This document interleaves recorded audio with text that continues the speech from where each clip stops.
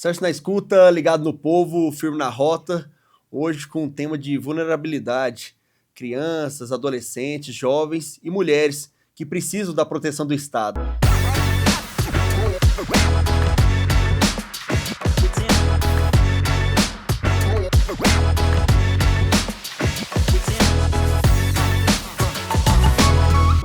Com dois convidados importantíssimos, significativos na segurança pública. Tenente Coronel Dirlene, seja bem-vinda. Um prazer ter você aqui comigo. Obrigado, Sanches, obrigada a todos aí. Agradeço o espaço para poder falar um pouquinho do trabalho que o batalhão vem realizando. Agradeço, obrigado pelo convite. O prazer é meu. E também falar com o delegado Kelps. Hoje está na alta cúpula, na gestão da Polícia Civil, mas hoje nós vamos tratar muito sobre atos infracionais de crianças, adolescentes, sobre redução ou não da maioridade penal. Seja bem-vindo, meu amigo. Obrigado, Sanches. Obrigado pela oportunidade de a gente poder desmistificar, né, um pouco do ato infracional, do adolescente, é punido, não é, enfim, e como que a gente tem repercussões práticas também. É uma honra e prazer estar com pessoas significativas e representativas na segurança pública, e principalmente a gente prega isso muito, Polícia Civil e Polícia Militar juntos. Eu, como PRF, via muito reserva de mercado, sempre teve uma força, talvez, querendo aparecer mais que a outra, querendo ter mais importância que a outra. E acredito que um dos segredos, a receita que está dando certo aqui em Goiás, é porque as forças agora, elas, óbvio, cada um tem sua atribuição, mas elas trabalham em conjunto. É muito bom ter vocês dois aqui juntos para que a gente possa bater um papo. E para que a gente possa também te apresentar, você é muito conhecida no meio da segurança pública, mas quem é? A gente fala Tenente Coronel porque é a patente, mas a gente já chama de Coronel, já é uma praxe nossa, né? A Coronel Dirlene, qual que foi sua história na polícia? Quando você entrou? Qual que é a sua turma? O que você fez para chegar até o comando do Batalhão Maria da Penha? Então vamos lá. Eu sou aspirante em 2007, né? Entrei na Polícia Militar em 2005, turma de bacharel em Direito. Quando eu saí da academia, fui para o Batalhão em Anguera. O Batalhão em Anguera ainda era ali no centro de Goiânia. Trabalhei lá um tempo, então lá tive a oportunidade de conhecer a operacionalidade, conhecer ali, era uma época que estava se trabalhando muito com a questão dos lavadores de carro, uma época que a Polícia Militar tinha esse programa, então tive muito contato com esse pessoal. Já trabalhei também na comunicação social da Polícia Militar, então tenho uma noção dessa questão, como a comunicação social é importante na divulgação do trabalho e das ações, principalmente das ações educativas da Polícia Militar. Trabalhei em colégio militar também, então tenho a noção ali de como também é uma polícia comunitária, os colégios militares da Polícia Militar, ainda mais hoje o tamanho que é.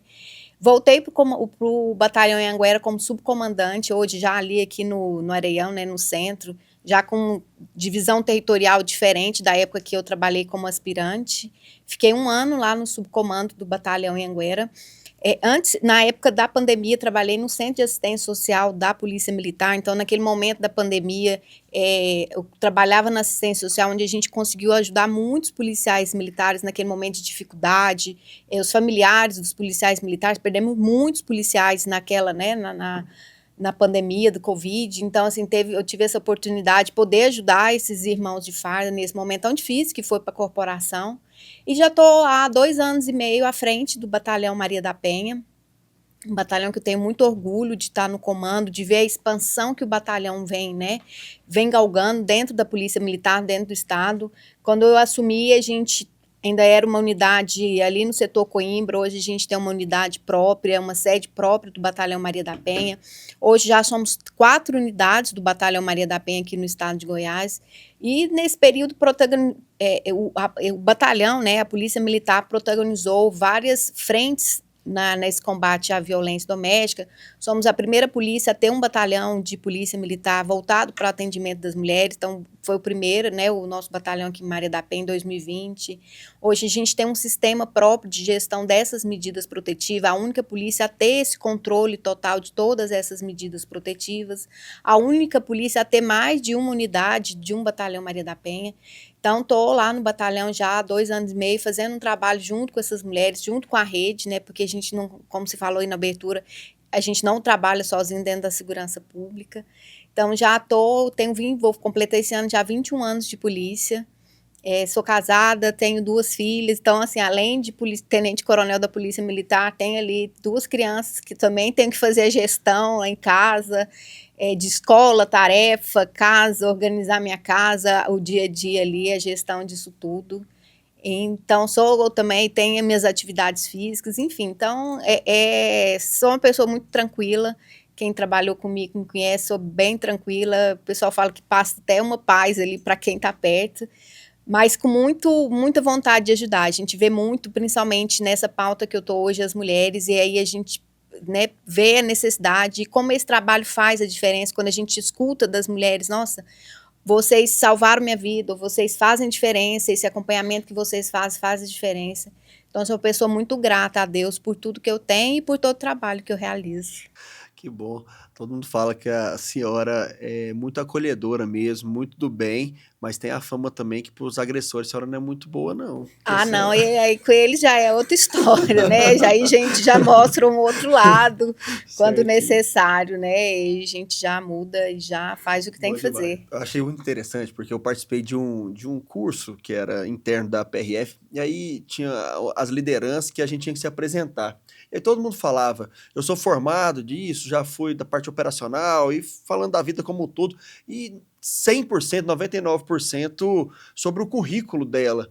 Eu achei muito interessante, falar, sou casado, tenho 2 filhos, porque aí um que estava liderando falou assim, e você? Aí ele falou assim, ó, eu jogo peteca, eu tenho 2 filhos, aí todo mundo deu aquele estranhar, falou assim, mas esse sou eu mesmo. Aqui vocês já conhecem minha vida profissional, mas é muito interessante como a gente, às vezes, se priva de falar do que a gente é de verdade. E eu me senti muito pertencimento nisso, porque eu também sou casado, ontem foi aniversário da minha esposa, eu tava de plantão, ela tá brava comigo, né? E eu tenho 3 filhos também, então a gente tem uma vida por trás da vereança, da polícia também, que é muito importante pra gente. Achei bom conhecer mais um pouquinho da Dirlene como pessoa e não tenente-coronel só. E você, doutor delegado Kelps, como é que foi essa entrada, trajetória sua? É um cara novo aí de rosto aí, de idade, mas já tem um tempo grande aí na polícia, né? Eu tive a graça, assim, sou Kelps, né, filho de um policial militar, uma professora já falecida. Meu pai aposentou como sargento, enfim. E eu, desde quando eu era pequenininho, eu queria ser delegado. Eu lembro que às vezes a gente fez um almoço junto com o delegado Jorge, que morreu num acidente com helicóptero. Eu falava que eu queria ser investigador, igual ele. E aí eu tive a graça que aos 23 anos eu passei no concurso, que aí fui delegado de polícia muito novo. Muito novo. Foi Ainda tem um tempo de os 3 anos de prática? Não, então? não tinha, na época não tinha. Eu colei grau e já sabia que eu era delegado, então eu tive essa graça. E aí eu fui para Indiara, fiquei um tempo em Indiara, depois fiquei em Edéia, mais ou menos 5 anos, cuidando daquela região de Edéia, Indiara, Edealina, Jandaia, enfim, Acreúna. E essa aí eu sei muito bem, porque é a BR-060, sim, até que eu cuidei ontem, então eu conheço bem ali. E depois eu tive a oportunidade de ficar 5 anos na DEPAI. Eu fiquei pouco tempo em unidades, eu tenho 12 anos de polícia, então fiquei 5 anos na DEPAI. O que é a DEPAI? Que é a Delegacia de Apuração de Atos Infracionais. Uma delegacia que muita gente não gosta. Eu fui aberto, foi um convite da direção na época, e eu me apaixonei assim, pela DEPAI, porque é uma delegacia mista. Você tem que ser um pouco de pai do adolescente, mas ao mesmo tempo você tem que perceber que seu trabalho ali é mais social. Porque, enfim, tem toda uma questão diferente do regramento para o adolescente. Então, não é... Se você for para a DEPAI querendo que o criminoso, o adolescente fique ali vários anos preso, você não vai ficar, você vai ficar frustrado. Então, eu acho que lá a gente pega muito essa ideia de agir sem apego aos resultados. Então, a gente fazia o máximo que conseguia, mas com a ideia de ser um pai. E aí eu até me quis aprofundar muito, né? Eu gostei muito da temática, fiz um mestrado em Direito e Políticas Públicas sobre essa temática de adolescentes infratores, né? Adolescentes em conflito com a lei. Foi bastante interessante, a gente pegou muitos dados sociais bem impactantes. Assim, por exemplo, a minha pesquisa, eu analisei a morte dos adolescentes de 16 a 20. Acho que foi 16 a 20. E quem passou na DEPAI e quem morreu. Falei, deixa eu pegar um pouco da história desses adolescentes. E um dado importante, a maioria tinha um pai ausente. A maioria dos adolescentes infratores tinha um pai ausente e a maioria, aí a proporção inclusive maior, daqueles que morreram de forma precoce, tinham mais ausência do pai ainda, né? Em termos gerais, proporcionais. Então, é uma questão social, não é uma questão só criminal, né? Então, a gente, na DEPAI tem esse misto de ser polícia e, ao mesmo tempo, ter esse olhar mais social também. Então, eu fiquei 5 anos lá. E atualmente estou na gerência de apoio às delegacias regionais e do entorno, um cargo de assessoria ao CPJ, que cuida da parte operacional. Então, em resumo, eu cuido da parte operacional das regionais do interior. A gente tem 22 regionais aqui em Goiás, é a mesma quantidade da Polícia Militar, e aí a gente cuida de 21 regionais, questão de operação, servidores, enfim, questão mais operacional mesmo. Não, fantástico falar isso, porque eu já fico feliz de começar a conversar, porque são vários insights que a gente está tendo, porque você fala de resultado, de querer ajudar os menores infratores, porque você tem que ou ressocializar, ou você reinserir ele na sociedade, ou melhorar a vida dele como um todo, porque ele não vai ficar muito tempo ali também, né? E é a função social do negócio. E a gente está discutindo muito agora do caso Orelha também, que tem que ter a redução da maioridade penal, então tem muitas coisas envolvidas que na prática não é o que a gente vive, né? Então nós vamos ter muito para conversar ainda, porque existem crianças, existem jovens, você coloca também uma parte familiar, que eu acho que é importantíssimo, ter pai presente, família presente, ter uma educação que você acompanhe seus filhos, e você trouxe dados aí do seu mestrado, que isso reflete também no futuro. A gente teve um esculacho essa semana aí de famílias conservadoras, tradicionais, que criam seus filhos com regras e métodos, e a gente realmente percebe que tem resultado no final. Mas é isso. Voltando aqui, Coronel Dilene, eu vi que nós temos o curso de formação de oficiais, CFO, até passei nesse concurso de 2010, fico muito feliz e honrado. Agora aqui em Goiás, na minha época não era só para bacharel em Direito, em Brasília eu passei no DF também, mas esse último curso de formação, acredito que foi o primeiro que já teve na grade a inclusão dessa matéria, Maria da Penha. Eu não sei qual que é a proporção de mulheres também que fizeram esse curso. Na PRF tem uma média de 10% a 15%. O último foi 8%, teve um que foi 13% de mulheres, é mais ou menos isso. Então, queria que você falasse um pouquinho qual a importância já de iniciar esse treinamento, essa capacitação da base, né? Que ele entra na polícia e já é capacitado, já é instruído, já é fomentado na base para ele que ele tem que ter uma preocupação com a mulher como um todo nesse batalhão especial. Sim. Hoje, na Polícia Militar, tanto o curso de formação de soldado quanto o curso de formação de oficiais não é na grade, eles fazem um curso à parte dentro do curso. Então, eles já saem, porque a gente tem um curso operacional Maria da Penha. É um curso de 90 horas aulas, que vai preparar o policial militar para atuação nesse combate à violência doméstica. Então, assim, a gente está aproveitando, né, que esse policial já está na academia para a gente já ministrar. Então, ele já sai, além do concurso de formação que ele está ali fazendo, ele já sai com o curso operacional Maria da Penha, que é a única polícia que tem um curso operacional voltado para esse combate à violência, à nossa polícia. A intenção do curso nem todo policial vai trabalhar no batalhão Maria da Penha, mas todo policial vai atender uma ocorrência de violência doméstica. Qualquer policial vai atender, porque a qualquer momento, seja uma unidade especializada, uma unidade diária, vai atender uma ocorrência. Então, eu tenho que saber como que eu vou lidar com aquela mulher, eu tenho que saber que eu não falo com essa mulher na frente do agressor, eu tenho que chamar ela ali num canto, conversar, porque aquele agressor ali, até calado, pode estar intimidando aquela mulher. Então, eu tenho que saber que ocorrência de violência doméstica eu não finalizo no local, eu tenho que dar prosseguimento.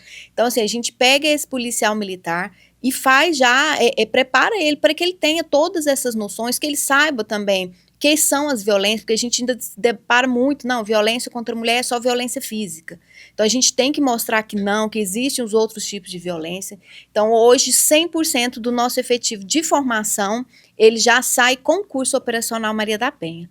O show agora, né, o curso de habilitação dos oficiais da administração, eles vão ter uma matéria, eles não vão sair com curso, mas vão ter uma disciplina de 10 horas aula, onde nós, comandantes do batalhão Maria da Penha, que vamos ministrar essa aula para eles. E nosso efetivo, que passa na academia para fazer curso por exemplo, curso de rotan, curso de choque, o curso CAS, né, o de aperfeiçoamento de cabo, sargento, todos eles têm uma palestra Maria da Penha.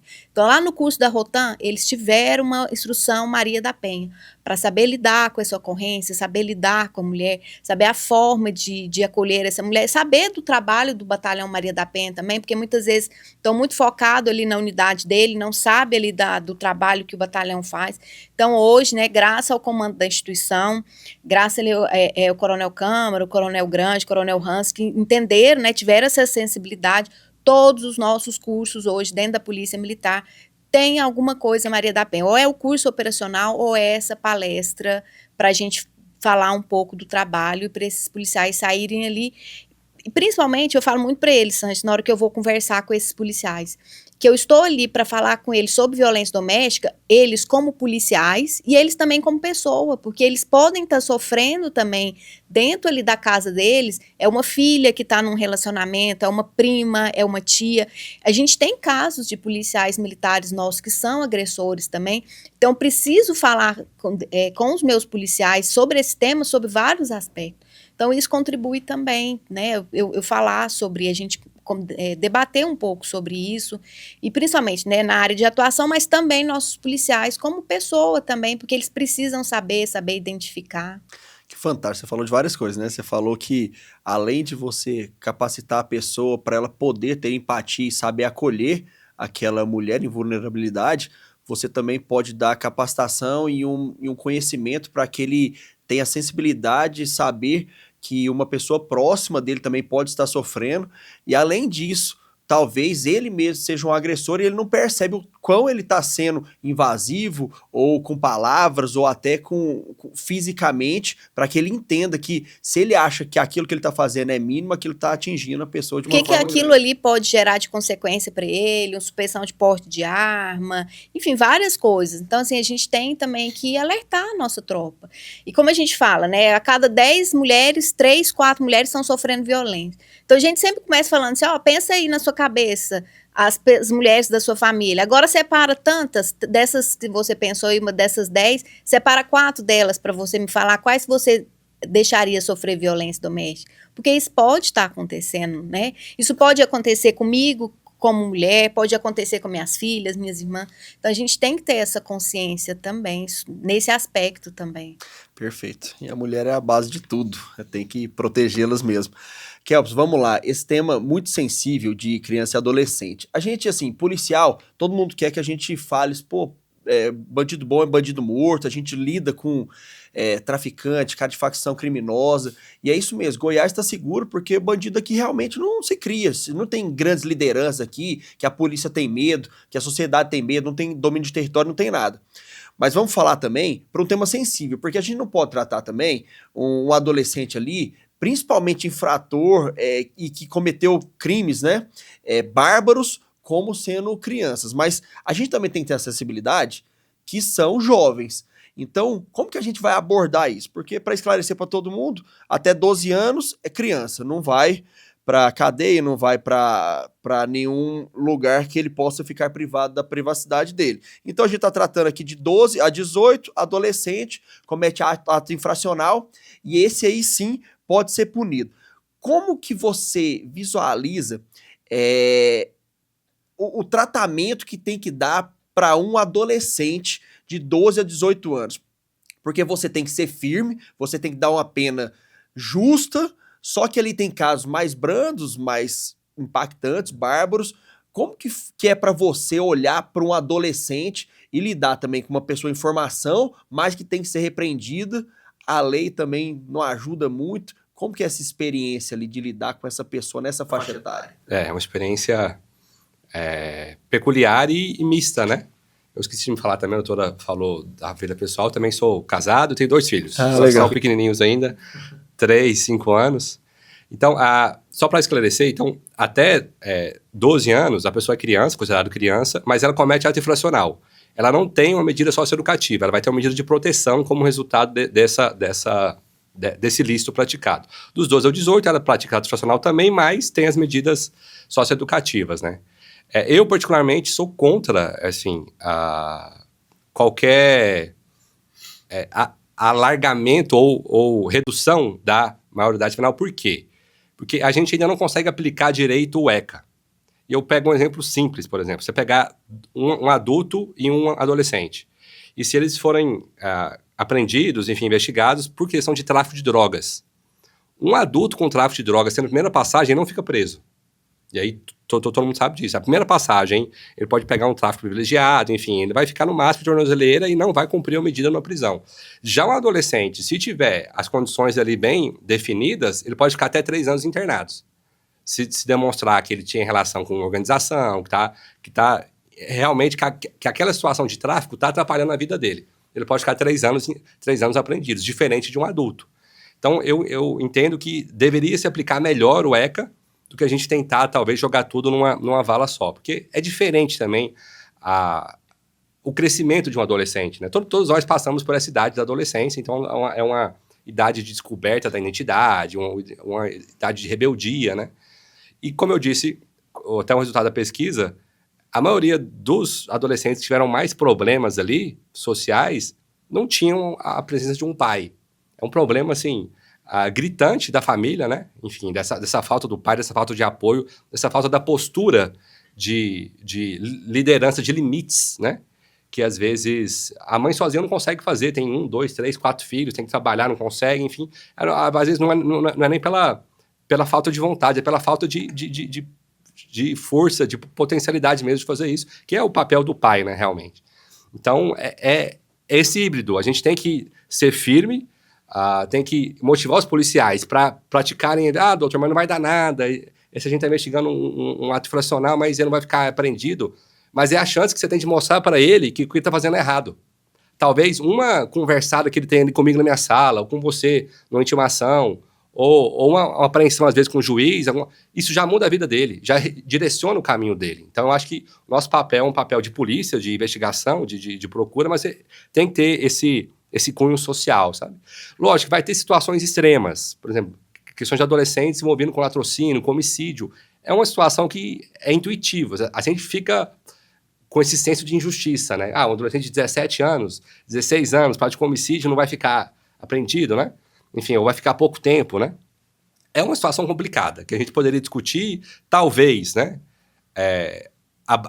Abranger questões de crimes contra a vida, poderia alargar, reduzir um pouco. Eu acho que aí poderia ser um meio termo interessante. Mas eu acho que o ECA já traz muitas ferramentas que, infelizmente, por falta de recursos, enfim, o Estado ainda não consegue aplicar em sua totalidade.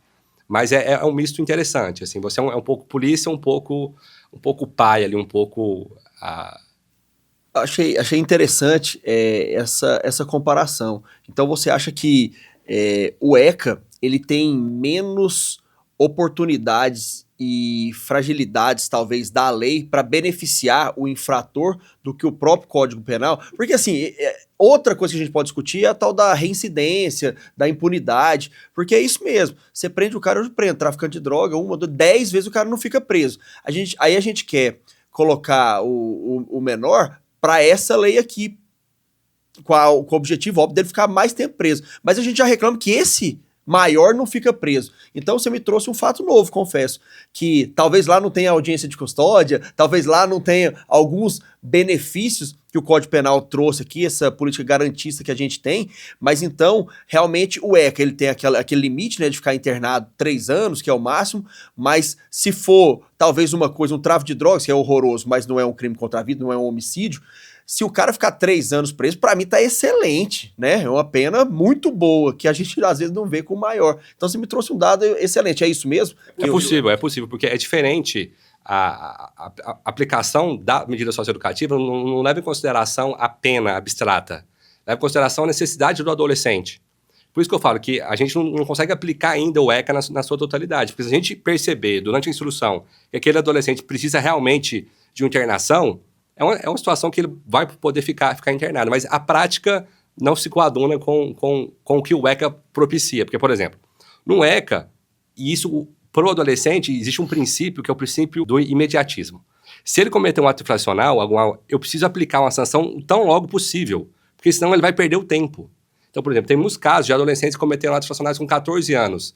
Ele estava com 18, a justiça arquivava. Não tem sentido eu aplicar uma sanção por algo há 14 anos e ele tem 18 já. Então não vai ter efetividade. Porque qual propósito da medida socioeducativa? Restabelecer a socioeducação, estabelecer o valor desse adolescente. Qual que é o meu papel na sociedade, o que eu posso, o que eu não posso fazer. Isso que, às vezes, o pai tem essa figura importante, às vezes, fica sendo da polícia, né? Nessas situações. Então, é isso, assim, o ECA tem essa possibilidade, mas em termos práticos a gente não consegue perceber isso. Eu tive um exemplo bem emblemático que me deixou bastante preocupado, assim. A gente pegou um adolescente uma vez, prendeu ele em flagrante, a Polícia Militar prendeu, a gente verificou as situações. Então, tráfico de drogas, 100 gramas de cocaína, uma arma de fogo, informações que ele fazia parte de organização criminosa e morava sozinho. A gente aprendeu, não liberou, lógico, era a primeira passagem, mas mesmo assim a gente não liberou. Chegou no Ministério Público, ele recebeu remissão própria. O que é remissão própria? Perdão, eu te perdoo, toca a sua vida. Eu fiquei indignado com aquilo. Eu acho que esse foi o motivo que me deixou estudar isso aqui e tentar trazer algum dado que mexa no sistema e faça isso mudar. Porque não tem sentido. Ele passa pelo Estado, e o Estado de forma ineficiente, e tem aplicações. O ECA pode muito bem, se for bem aplicado, ter sanções, ter consequências para esse adolescente. E como, enfim, e aí nesse caso foi um caso bastante emblemático. Outro exemplo que a gente percebe a falta de estrutura do ECA, né, prática. As medidas socioeducativas de não internação, né, de semi-liberdade, enfim. As medidas em meio aberto, elas não funcionam, não existem. Então não existe esse acompanhamento do adolescente, ele que poderia estar acompanhando, e, enfim, todo esse processo social que vai reeducar ele para a vida adulta. Então, realmente, eu acho que a gente poderia investir mais no ECA, fazer com que ele existisse e aplicasse em termos práticos, do que tentar reduzir e colocar tudo numa vala comum, que a gente já, como você bem disse, já viu que não funciona tão bem assim. O sistema é tão complexo, né? Porque às vezes a gente tem que melhorar as leis. Aí quando a lei é boa, a gente não consegue aplicar, né? E quando a gente aplica, talvez, a lei, a gente não tem estrutura para que ela seja eficiente. Talvez, o cara tem que ficar preso, mas não tem prisão. Aí não tem lugar e coloca o tornozeleiro e solta. Então, é muito o ciclo que nós, policiais aqui, a nossa parte, a gente às vezes fala que quer enxugar gelo, mas mesmo assim tem que enxugar. Mas a sensação de impotência às vezes é ruim, né? Que você vê que dá para fazer o negócio, mas o sistema como um todo beneficia as pessoas lá, porque não fecha o ciclo, né? Teve essa semana um caso emblemático aí do cara que roubou as joias, entrou lá na loja, roubou, e aí conseguiu pegar o cara confessou, e aí foi liberado. Só que assim, eu tava para soltar um vídeo, só que eu, como policial, eu tendo a ser um cara mais, né, contra totalmente, óbvio, o bandido. Só que nesse momento eu nem sei contra quem que eu vou, porque eu vi que a juíza é garantista, o promotor é garantista também, só que eles também não estão viajando demais. Eles não foram muito lunáticos. O negócio é que eles aplicaram demais a lei e não viram um pouco a sociedade. Mas é complexo o que a gente vê, porque o que tem que mudar mesmo é a imposição de pena mais rigorosa, é você ver que o sistema ele tem que ser feito para que tenha uma aplicabilidade para fechar o ciclo, senão a gente fica aqui, aí prende o infrator, aí prende o homem que bate mulher, mas o ciclo como todo não fecha, a gente sente que a gente não tá resolvendo o problema lá na ponta. Vamos terminar então essa primeira parte da conversa, a conversa tá boa aqui, nós vamos fazer 1, 2 ou 3 aqui.